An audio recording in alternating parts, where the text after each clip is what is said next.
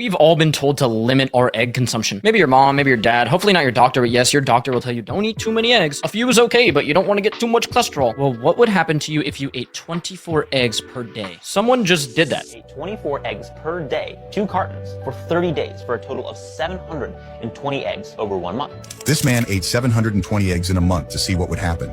The results he found were not what he expected. Nick Norwitz, a doctorate student at Harvard University, found that contrary to the beliefs of many experts, his cholesterol levels actually dropped.